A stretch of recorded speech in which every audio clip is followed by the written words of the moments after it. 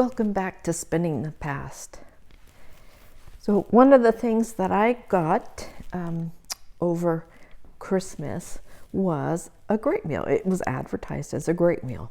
The title of today's video is When a Great Wheel is Not a Great Wheel. Because subsequently I have found that this is actually something else, and I'll get into that in a bit. But again, thank you for coming back in this new year. And I hope we're going to have a lot of fun this year. I've got lots of things planned. The podcast is still waiting for some domain names, and I will post that when that comes to happen.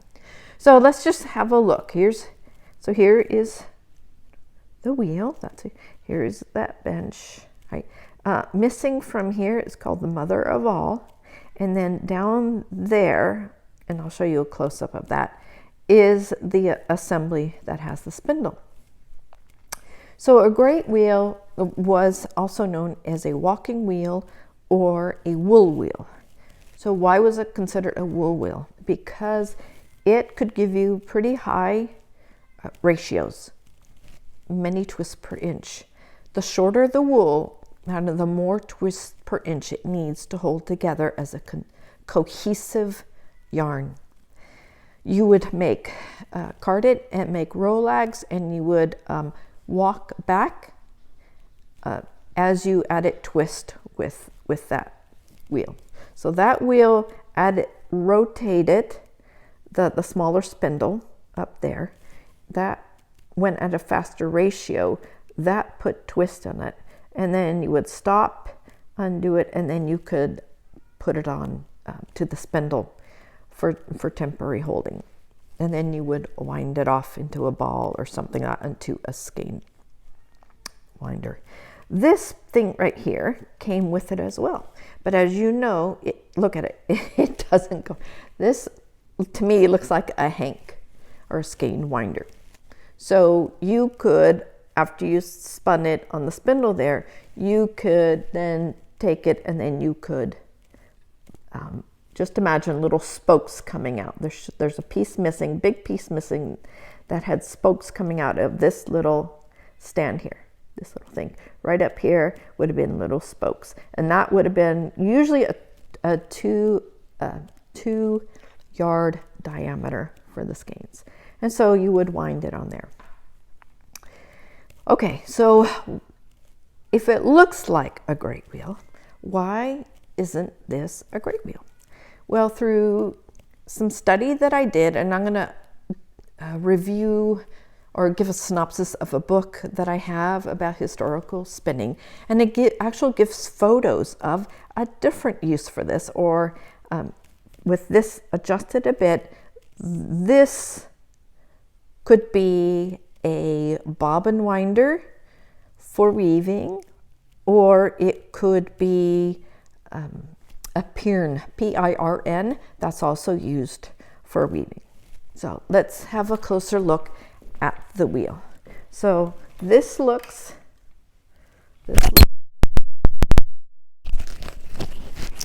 that's fine. Okay, we have a hole here. There's nothing in it. There should be a mother of all there.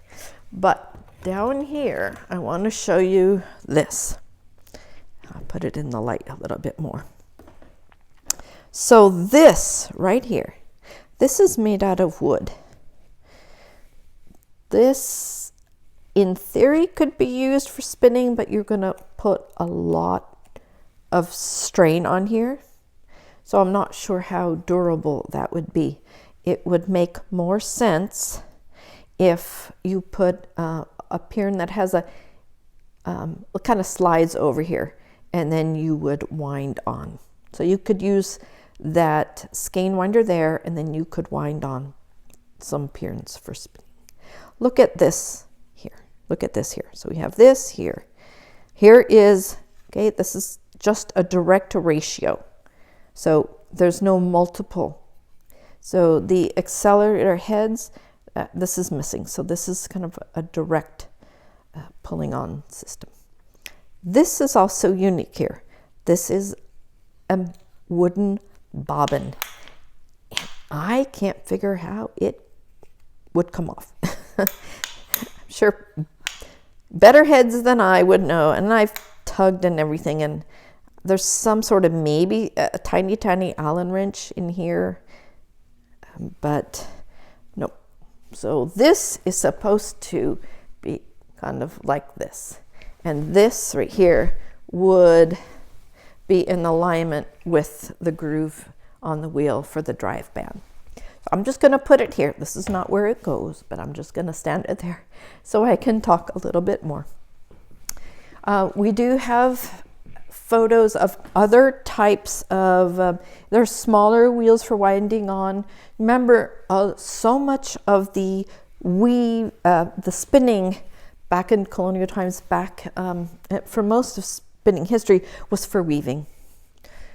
So to make it easier for weavers, you could wind on bobbins. You had to somehow get it from a spindle thing onto some sort of bobbin or pirn that could go into a shuttle that could be used directly for weaving. This equipment is fairly unique. I have read, and I'm going to talk about it in another video when I go over that book that I have, but they were actually attached here. So coming out from here would be some pegs here. Not only did it help turn the wheel, but those pegs were a two yard measurement. So they could wind it around a peg that was actually attached to the wheel. That is not on this wheel, but I just want to know that contraption. I'm going to do some more research here locally in our historic village. There is a wheel much smaller than this, but it doesn't look like a spinning wheel.